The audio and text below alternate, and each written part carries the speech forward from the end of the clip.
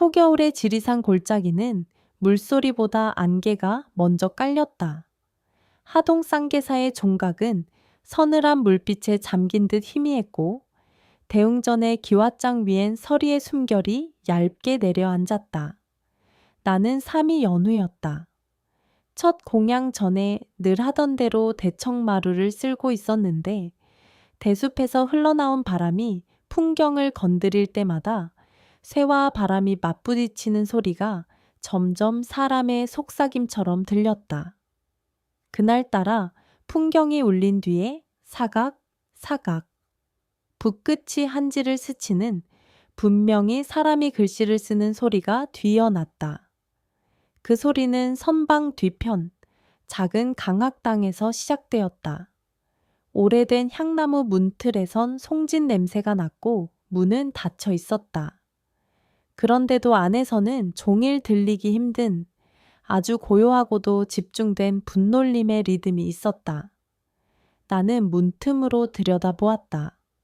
걸어놓은 어둑한 등잔불, 빈 평상, 멀리 걸린 백지, 그리고 탁자 위에는 먹물 그릇과 말린 붓이 가지런히 놓여 있을 뿐 아무도 없었다. 그런데도 소리는 계속되었다. 먹을 갈아 올리는 미세한 결, 붓끝이 종이 위를 스치는 마찰, 마지막 회기 들숨처럼 멈추는 순간까지. 연우야, 들었니?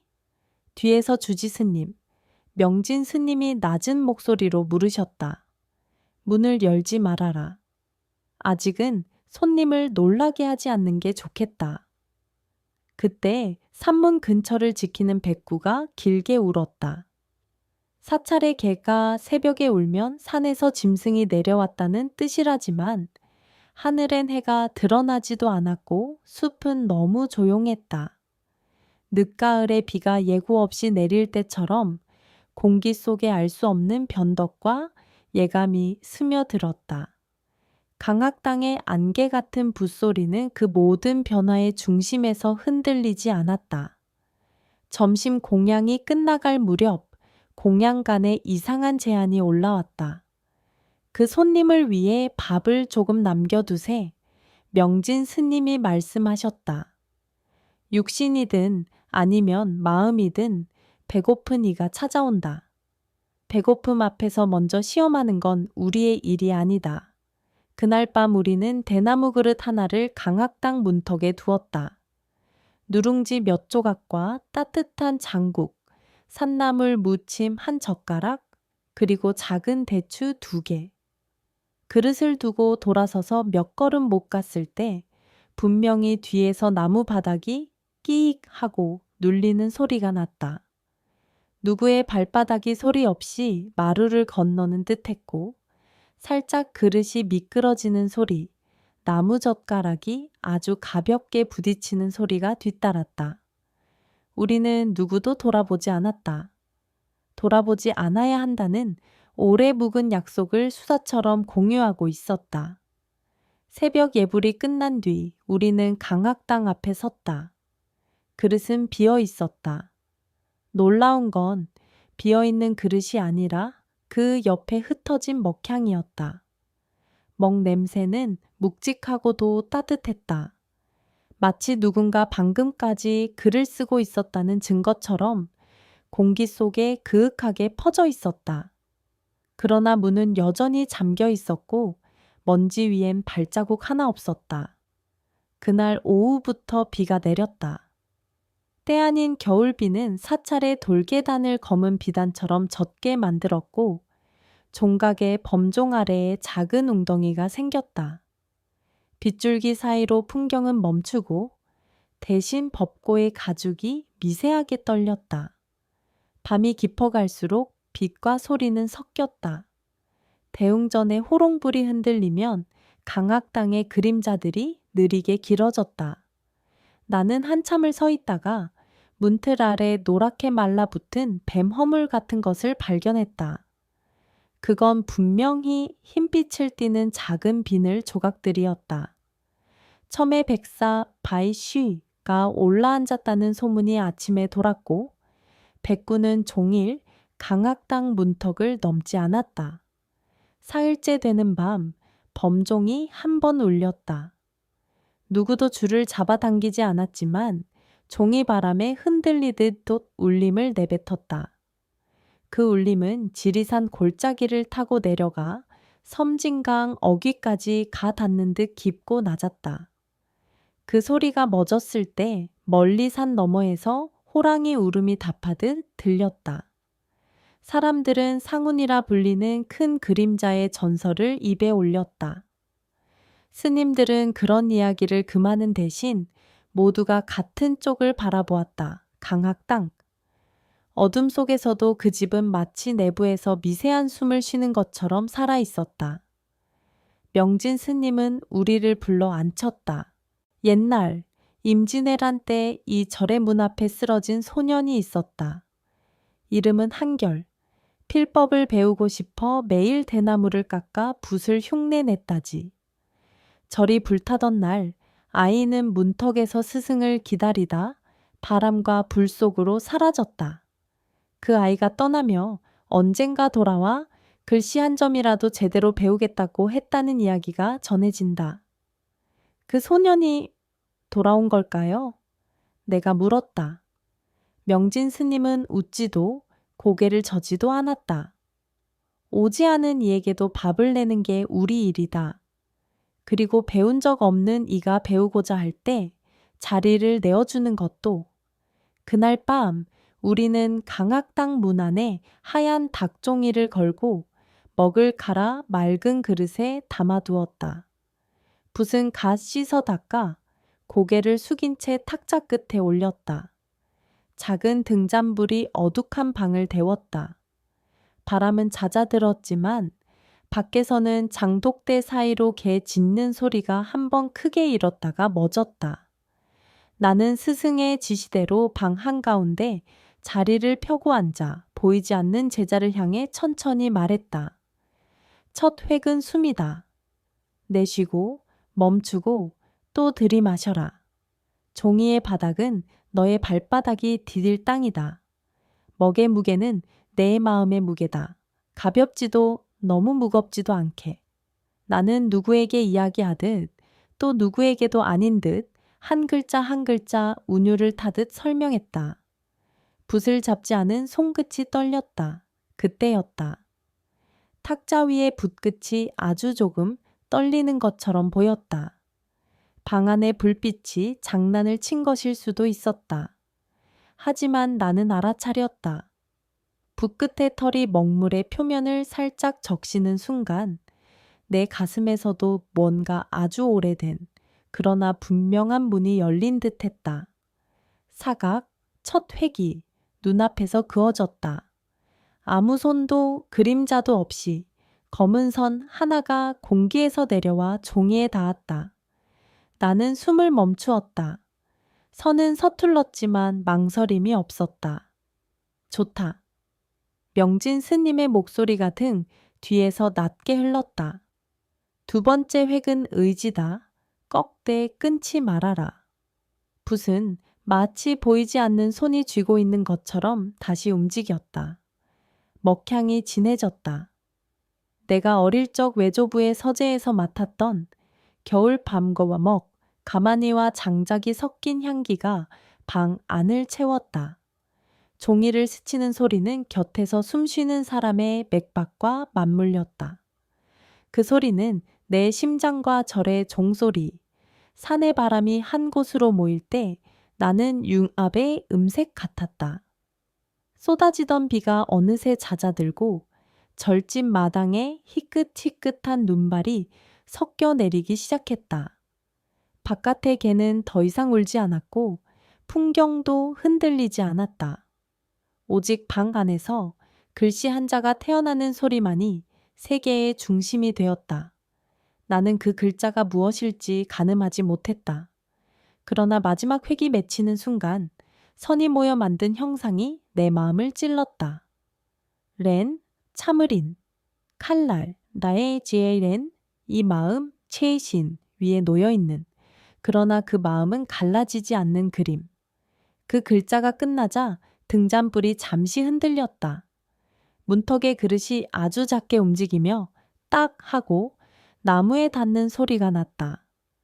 범종은 울리지 않았지만 내 귀에는 낮은 여운이 한참 동안 맴돌았다. 나는 종이를 향해 합장했다. 그때 그 글자 아래에 빛이 스치듯 아주 옅은 획이 하나 더 생겼다.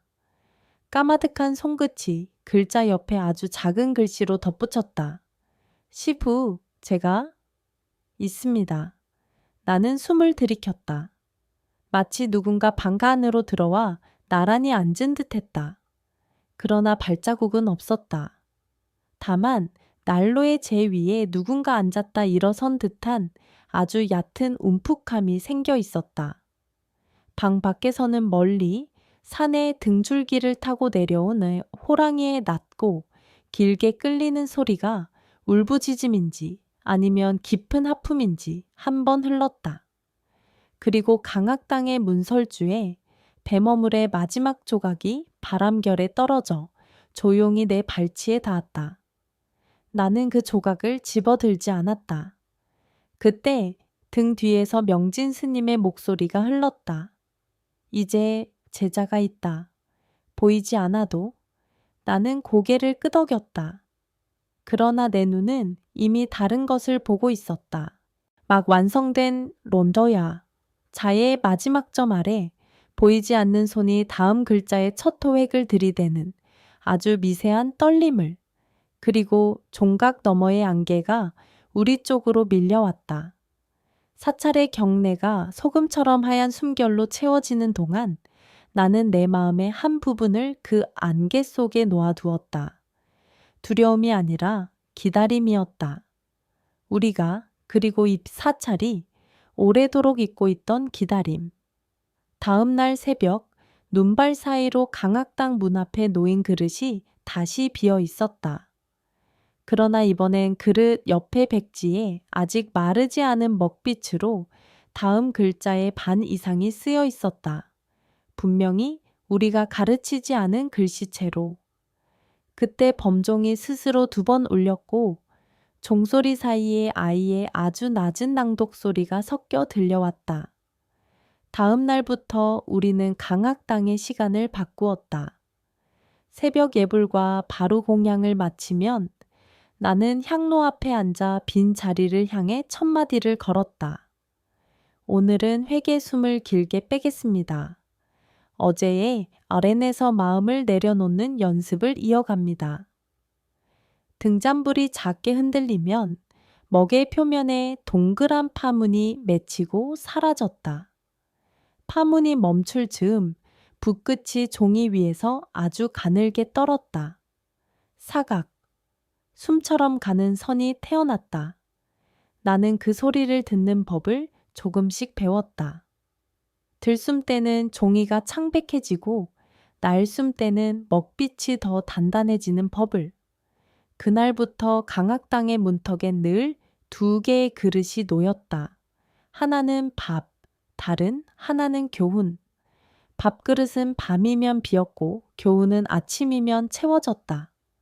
누가 들어와 무엇을 썼는지 우리는 보지 못했지만 종이는 매번 다른 표정을 하고 있었다. 첫날엔 예린, 다음 날엔 신, 그 다음엔 싱, 칭이. 선의 무게는 아이와 어른 사이를 오갔고 회계 끝은 겨울산의 능선처럼 매서우면서도 주저함이 없었다. 때때로 획 사이에 작은 번짐이 생겼다. 마치 젖은 손가락이 실수로 종이를 건드린 듯한 자국. 그 번짐에는 숯과 겨울밤과 그리고 아주 엷은 눈물 냄새가 섞여 있었다. 사중의 백구는 강악당 앞에서 더 이상 울지 않았다. 대신 매일 밤 문지방 옆에 앉아 안쪽을 향해 꼬리를 3번 흔들고는 마당으로 물러났다. 어느 날 아침 눈 위에 찍힌 백구의 발자국 옆으로 미세하게 눌린 자국들이 보였다. 발가락도 발꿈치도 없는 둥근 납작한 흔적. 마치 어린아이가 새 신발을 신고 어색한 걸음을 옮긴 것 같은 자국. 해가 오르자 곧장 녹아 사라졌다. 그 흔적은 보는 자에게만 허락된 아주 개인적인 계시처럼 빛났다. 오후가 되면 나는 스승 명진과 함께 강학당에 앉아 보이지 않는 제자에게 순서를 내어주었다. 오늘은 반야심경 첫 구절을 씁니다. 관자재보살, 행심반야 바람일다. 천천히 바람을 극복하듯. 그러면 종이 위에 작은 점들이 바람씨앗처럼 떨어졌다.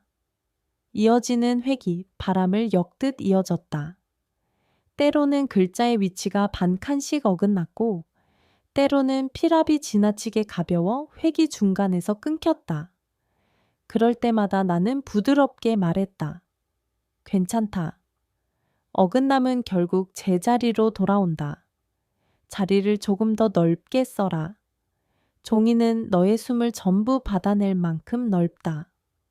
사흘쯤 지나 강학당 문설주 밑에서 빛나는 조각이 발견되었다. 뱀허물이었다. 이번엔 첫날보다 더 또렷하고 길었다. 허물은 마치 누군가에게 몸을 내어주고 떠난 옛도처럼 고요한 승복의 자락 옆에 놓여 있었다.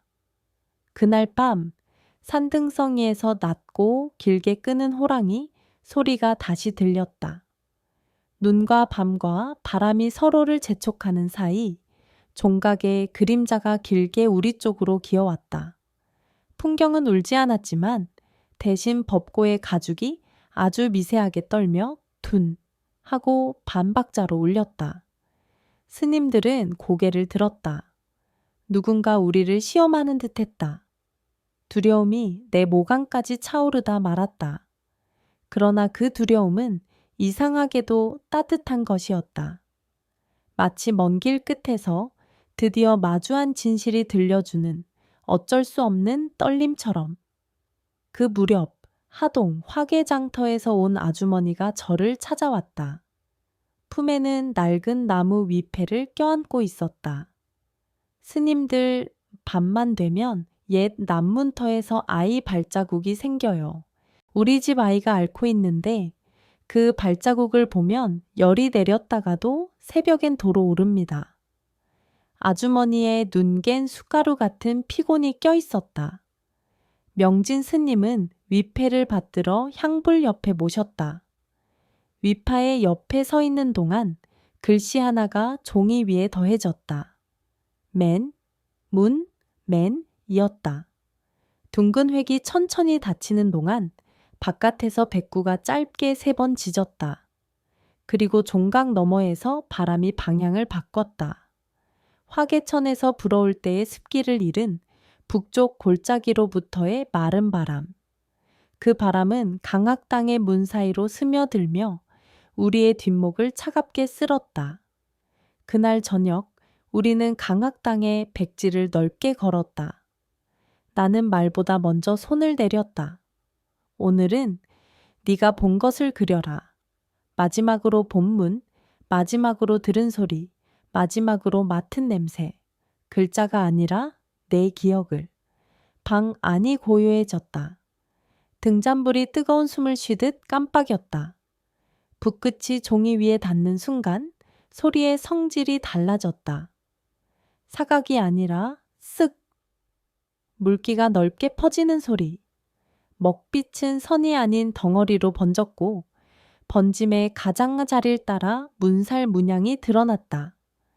곧이어 회색의 그림자 선들이 겹치더니 오래된 목문이 종이 위에 떠올랐다. 문틀 아래 어두운 얼룩. 그 얼룩은 무릉덩이였다. 추위를 품은 물 비린내가 코끝에 스며드는 듯했다. 나는 무릎을 끌어당겼다. 종이의 아래쪽 문 앞으로 이어진 흩뿌린 점들이 나타났다. 크기도 간격도 일정치 않은 점들. 아이의 짧은 다리로 뛰듯 찍힌 급한 발자국. 그 점들이 문 앞에서 멈추었을 때 먹빛이 갑자기 탁해졌다. 누군가 문을 두드릴까 망설이다가 바람에 밀려 한 걸음 더 내딛는 장면이 번짐으로 그려졌다. 그 순간 종각 쪽에서 낮고 긴 울림이 한 번 아주 느리게 어기적거리며 흘렀다. 그리고 창밖 눈 쌓인 마당을 가로질러 호랑이의 그림자가 지나간 것만 같았다. 나는 몸서리를 치고도 눈을 떼지 않았다. 장소를 알겠느냐? 명진 스님의 목소리가 떨림을 감추지 못했다. 나는 고개를 끄덕였다. 옛 남문. 장독대 뒤 오래 막아둔 그 문입니다. 스님은 조용히 일어났다. 가자. 우리는 등잔 하나만 들고 마당으로 나섰다. 하늘의 별빛은 뿌옇게 가려져 있었고 눈발은 잦아들다 말다를 반복했다. 강학당의 종이 위에 그려진 발자국의 간격을 측정하듯 우리는 마당의 돌들을 세어 남문터로 향했다. 장독대 옆 낮은 담장 아래 겨울 내내 얼어붙은 흙이 밤의 숨결에 되살아난 듯 이름 모를 풀잎 한 장이 미세하게 흔들리고 있었다. 스님이 그 자리를 살짝 파헤치자 낡은 대나무 부통 하나가 손에 잡혔다. 젖지 않도록 기름 종이에 감싸진 채 오래된 시간이 그 안에서 잠들어 있었다. 부통의 뚜껑 안쪽엔 날카로운 칼 자국 글씨가 있었다. 한결, 아이의 이름. 그것은 전설이 아니라 삶의 무게를 가진 증거였다. 내 손끝이 뜨거워졌다. 그리고 동시에 이상하게도 가벼워졌다. 누군가 우리에게 자기 무게를 잠시 나누어 준 듯 부통을 강학당으로 모셔오자 붓끝이 먼저 알아본 듯 몸을 기울였다. 그 순간 종이 위에서 글자의 순서가 바뀌었다. 반야심경의 다음 구절이 아니라 파, 밍, 지혜, 법, 이름, 개. 제자의 이름을 법 속에 붙들고 개를 세운다는 뜻의 세 글자였다. 명진 스님이 깊게 숨을 들이쉬었다. 그래, 수계를 바라보는구나. 수계, 제자의 이름을 사부대중 앞에 올리고 법명 탈파밍을 받는 의식. 강학당의 온기가 약간 식었다. 왜냐하면 그 의식엔 하나의 규칙이 있었다. 새벽 범종을 맞추어 3번 울린 후 이름을 올리는 것.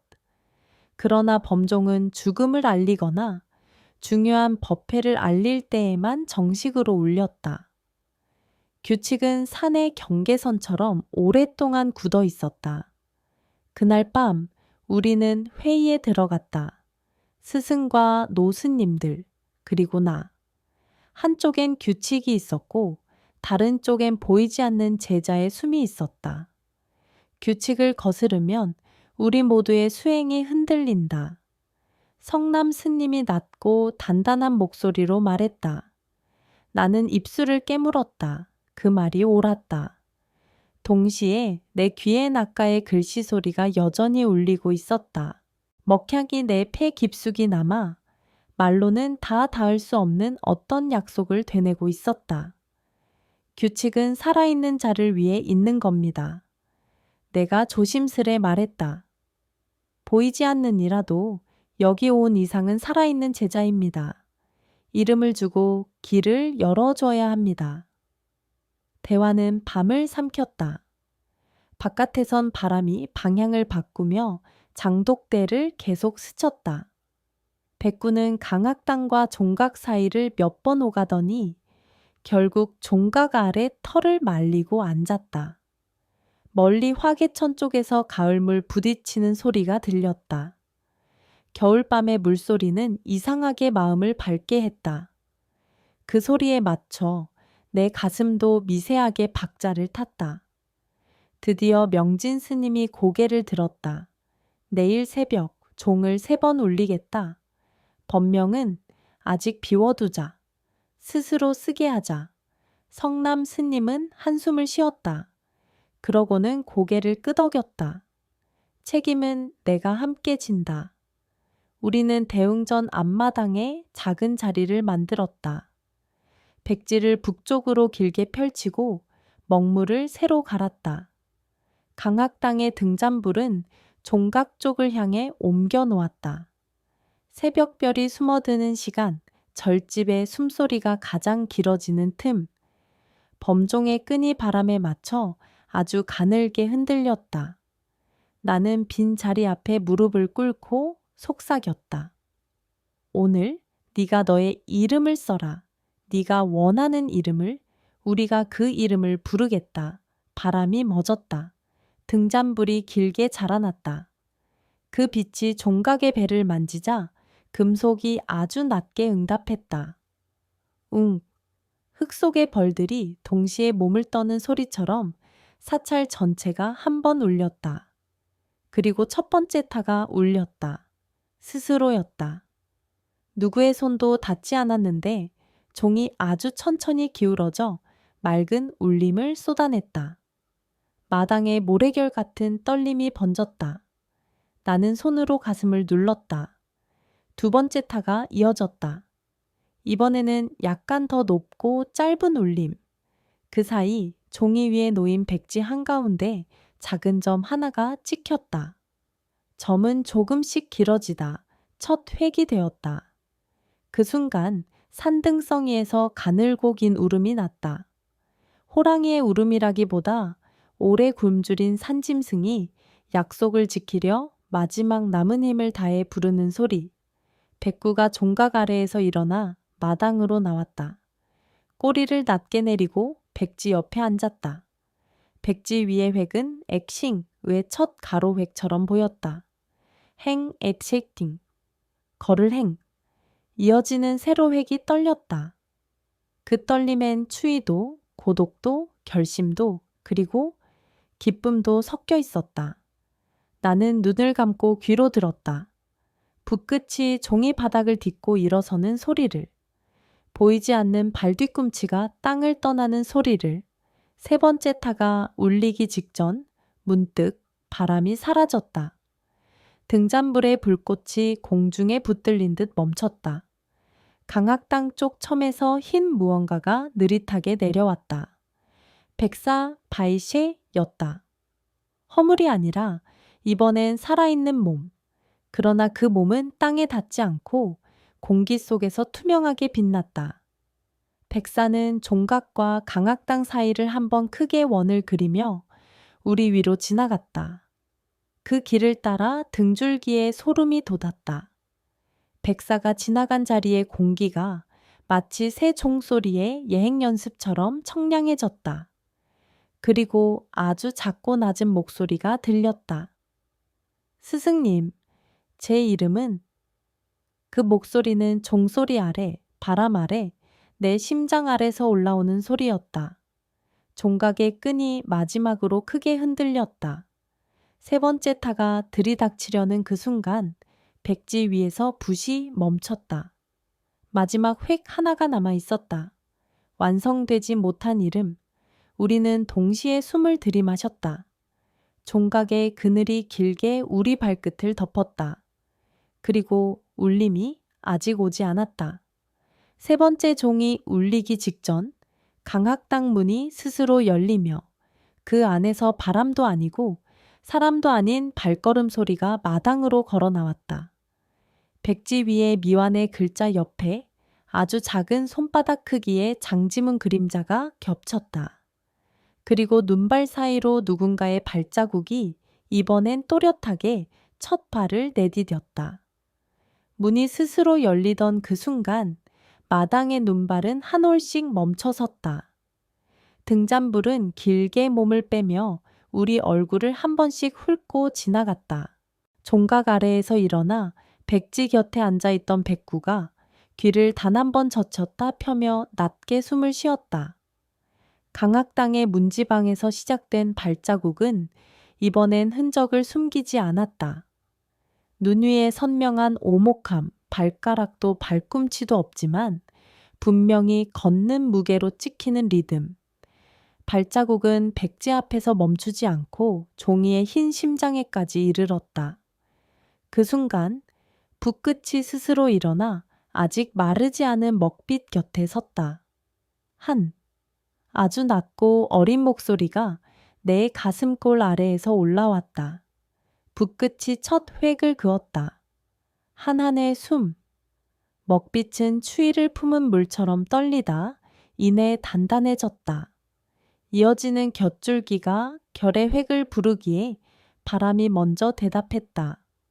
나무와 종이 사이로 스며든 바람은 마치 오랫동안 기억해온 이름을 다시 말하듯 떨었다. 붓끝이 길게, 그리고 짧게, 그 다음엔 날숨을 붙들듯 멈추고 마침내 종이 위의 글자 2개가 나란히 놓였다. 한결. 그 2글자가 자리를 잡는 동안 종각의 끈이 가볍게 흔들렸다. 그러나 3번째 탄은 아직 오지 않았다. 우리는 누구도 손을 대지 않았다. 명진 스님이 맨발로 백지 옆에 다가가 무릎을 꿇었다. 한결아. 스님의 목소리는 겨울밤의 장작불처럼 깊었다. 너의 이름을 들었다. 이제 이 이름으로 건너가거라. 두려움에서 믿음으로, 문턱에서 마당으로, 눈발에서 물소리로. 그 말이 끝나자 바람이 등잔불을 건드렸다. 빛이 작게 흔들릴 때 강학당 안쪽 천장에 붙은 그림자들이 한순간 지붕의 나이테처럼 회전했다. 백사가 다시 나타났다. 이번엔 처마마루를 따라 길게 미끄러지다가 종각과 대웅전 사이를 한 바퀴 크게 돌며 백지 위를 지나갔다. 뱀의 몸은 땅에 닿지 않았고 오히려 공기기를 질서 있게 묶어주는 하얀 끈 같았다. 그 몸이 한결이라는 2글자 위로 지나갈 때 먹빛이 아주 미세하게 밝아졌다. 마치 밤물결이 먼저 별빛을 받아들이는 방법을 아는 것처럼. 수계 쇼우지는 어떡하겠습니까? 성남 스님의 목소리가 뒤에서 울렸다. 규칙의 문턱은 여전히 높았다. 그러나 그 문턱 앞에서 보이지 않는 제자가 먼저 머리를 숙였다. 붓끝이 다시 움직여 3글자를 썼다. 팅파맨. 듣는 법의 문, 한결의 이름 옆에 길을 여는 문구를 스스로 덧그었다. 스승과 대중이 먼저 들으면 문은 저절로 열린다는 뜻이었다. 나는 그 순간 규칙이 누구를 지키는지 알 것 같았다. 살아있는 자만이 아니라 살기를 포기하지 않은 모든 숨들. 좋다. 명진 스님이 조용히 일어섰다. 우리가 먼저 들자. 스님은 범종 쪽으로 걸어가 끈을 잡지 않았다. 대신 2 손을 합장하고 종각 앞 눈 위에 낮게 이마를 댔다. 성남 스님도, 다른 스님들도, 그리고 나도 그렇게 했다. 우리는 종을 울리지 않고 먼저 들었다. 절의 숨, 산의 뼈, 강의 맥박, 바람의 문장을 귀가 아니라 등을 통해 가슴을 통해 들었다. 그때 어디선가 작은 방울소리가 먼저 왔다. 법고의 가죽이 곱게 떨리며 한 치 앞을 예고하듯 둔 하고 낮게 울었다. 이어서 범종의 배가 아주 천천히 숨을 터뜨렸다. 3번째 타. 맑고 깊고 어떤 것도 배제하지 않는 울림. 눈 위의 떨림이 먼지처럼 떠올라 한 바퀴 돌고 하늘로 흩어졌다. 종소리 사이 아주 멀리 화개장터 아래 민가의 처마 끝에서 개 한 마리가 한 번 짖고 곧 잠잠해졌다. 그 잠잠함 속에서 나는 우리가 모두가 한결의 마지막 숨이 어디로 가는지를 들었다. 백지 위의 2글자 옆에 아주 작은 점이 하나 찍혔다. 점은 점으로 남지 않았다. 점에서 짧은 획이 길어지며 한글의 마지막 받침처럼 달라붙었다 떨어졌다. 그리고 조용해졌다. 바람이 다시 불었다. 이번엔 따뜻한 쪽에서. 섬진강을 타고 올라온 습한 바람이 절집의 기왓장을 한 번 흔들고 눈발을 비로 바꾸어 놓았다. 등잔불의 기름이 천천히 마르며 불꽃이 낮아졌다. 한결의 이름은 마르지 않았다. 오히려 먹빛은 서서히 더 깊어져 종이의 섬유결을 따라 안쪽으로 스며들었다. 그 스며들매 모양이 어쩐지 강의 지도를 닮아 있었다. 어린 제자가 건너갈 수 있도록 물길이 먼저 길을 낸 지도. 그 밤 우리는 소박한 수계식을 열었다. 대중 앞에 빈 방석 하나를 놓고 그 위에 대나무 붓통을 모셨다. 붓통의 속에서 미세하게 나는 기름종이 냄새가 겨울날의 흙 냄새와 섞였다. 나는 한결의 이름을 소리내어 읽었다. 한결. 소리는 한 번에 완성되지 않았다. 입술에서 떠난 소리가 종각을 한 바퀴 돌고 강악당 기둥을 스치고 화개천으로 내려갔다가 다시 돌아오는 데까지 시간이 필요했다. 돌아온 소리는 시작할 때보다 더 가벼웠다. 마치 누군가 무거운 짐을 내려놓고 웃으며 걷기 시작한 것처럼. 그 시각, 시장에서 절까지 숨 가쁘게 달려온 아이가 대웅전 앞에서 멈춰섰다. 화개장터 아주머니의 집에서 온 심부름꾼이었다. 스님들, 아이의 보른 겨울 복숭아처럼 벌겋게 상기되었다. 그 아이, 밤마다 남문터에 찍히던 발자국, 오늘 새벽에는 나타나지 않았대요.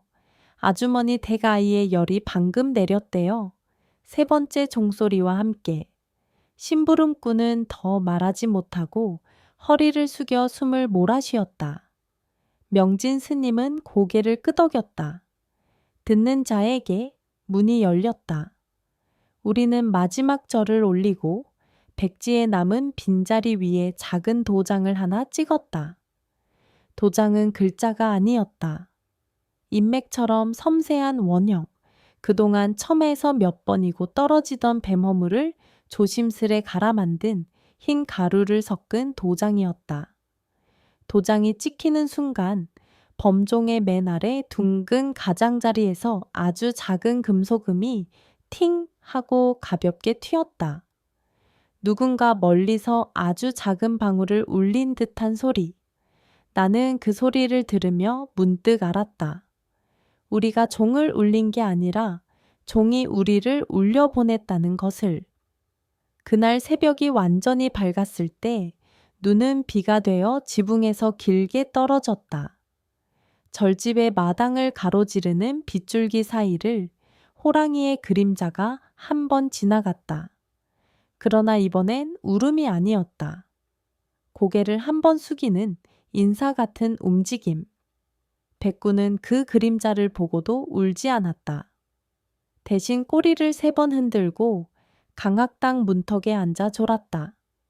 해가 대나무 잎에 처음 닿는 순간 백사는 더 이상 보이지 않았다. 그 대신 처마 끝에서 아주 가벼운 흰 가루가 바람에 흩어졌다. 뱀허물의 마지막 조각이 제자리를 찾아 흙으로 돌아가는 길이었다. 며칠 뒤 우리는 남문터의 흙을 조금 파서 작은 돌을 세웠다. 돌에는 글자를 새기지 않았다. 대신 강학당 벽 안쪽에 한결의 이름이 적힌 종이를 조용히 붙였다. 종이의 모서리는 시간이 지나며 말렸다 펴졌다를 반복했고 그때마다 먹빛은 더 안쪽으로 스며들었다. 나는 하루에 한 번 그 종이 앞에 앉아 보이지 않는 제자의 자리를 향해 말하곤 했다. 첫 획은 숨, 둘째 획은 의지, 셋째는 발걸음이다. 언젠가부터 내 말의 리듬이 변했다. 더 천천히, 더 명료하게, 더 많이 듣고 덜 말하는 방향으로. 봄이 올 무렵 화개천에 벚꽃이 흘러내리던 오후였다. 강악당의 바닥에서 익숙한 소리가 났다. 사각. 나는 저도 모르게 몸을 굳혔다. 문은 닫혀 있었고 등잔불은 꺼져 있었다. 그러나 눈앞의 백지 위에 아주 작은 글자가 하나 태어났다. 팅. 듣기청. 나는 웃었다. 눈물이 뺨을 타고 내려갔다. 무언가가 돌아온 게 아니라 무언가가 남아 있었다. 규칙과 두려움, 믿음과 기다림 사이에서 우리가 배운 한 글자, 들을 줄 아는 법. 그 뒤로도 가끔 새벽 종이 스스로 한 번 울릴 때가 있었다. 그럴 때면 강악당의 백지 어딘가에 작은 점이 하나 더해졌다. 점은 누군가 다음 문장을 준비할 때의 숨 표식 같았다. 어느 늦어름 저녁 명진 스님이 나에게 말했다.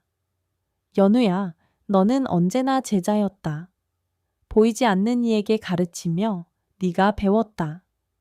보이지 않는 제자의 이름을 부르는 동안 내 이름의 무게가 달라졌다. 나는 고개를 끄덕였다. 한결 변하지 않음. 나는 그 두 글자를 마음속에서 천천히 굴렸다. 그리고 그 굴림의 끝에서 한결의 이름을 다시 불렀다. 이번엔 대답을 기대하지 않았다. 대신 내 숨이 대답했다. 종각 너머의 골짜기도 어둠도 빛도 강물도 모두가 동시에 아주 작게 고개를 끄덕이는 느낌. 살아있는 것과 아직 떠나지 못한 것, 이미 떠나간 것과 이제 막 오는 것들이 한자리에 모여 서로를 듣는 자리. 그날 밤 나는 꿈을 꾸었다. 남문터의 돌 앞에서 어린아이가 등을 내게 보인 채 앉아 있었다. 아이는 붓을 들지 않았다. 대신 손바닥으로 흙을 천천히 문질렀다. 손바닥 자국이 겹치고 겹쳐 작은 원이 만들어졌다. 아이가 돌아보지 않고 말했다. 스승님, 저는 여기 있습니다. 나는 꿈속에서도 합장했다. 그리고 나는 네가 없는 자리에서도 너를 듣겠다. 아이가 고개를 끄덕였다. 바람이 불지 않았는데도 내 옷자락이 아주 가볍게 흔들렸다. 잠에서 깬 뒤에도 그 흔들림이 한참 남았다. 장마가 끝나고 절 위로 별이 또렷해진 어느 밤, 우리는 강학당의 백지를 새로 갈아 붙였다. 빈 종이는 물보다 맑았다. 한결의 이름이 붙은 낡은 종이는 탁자 안쪽으로 조심스레 모셨다. 그 종이의 가장 마지막 모서리가 스스로 접히며 작은 산을 만들었다. 나는 그 산을 바라보며 알았다. 우리가 매일 오르내리는 길의 모양은 눈에 보이지 않을 뿐 종이에도 종에도 개 짖는 소리에도 뱀 허물의 흩날림에도 다 새겨져 있다는 것을. 이름은 한번 부르면 끝나는 표지가 아니라 건너는 법이었다. 우리는 이름을 건너왔고 이제는 이름으로 다른 이들을 건너게 해야 했다. 그 후로 새벽마다 나는 빈 자리에게 밥을 차렸다. 누룽지 몇 조각, 장국 한 모금, 대추 두 알. 그릇은 느리게 비워졌다. 보이지 않는 제자에게 먹을 길을 내주듯 앞으로 올 누군가에게도 길을 열어두는 연습이었다. 때때로 종이 위에는 아주 작은 발자국 모양의 번짐이 생겼다. 그 번짐 옆에 백구의 꼬리가 스쳐 지나간 듯한 얇은 선이 겹쳤다. 나는 웃었다. 산은 늘 길을 낸다. 종은 늘 우리를 듣게 한다. 그리고 우리는 한결같이 보이지 않는 제자들을 기다린다. 아주 드물게 비 오는 밤이면 강학당 문틈에 맑은 먹향이 스며 나온다. 그때마다 백지 어딘가에 MN이의 한 획이 새로 난다.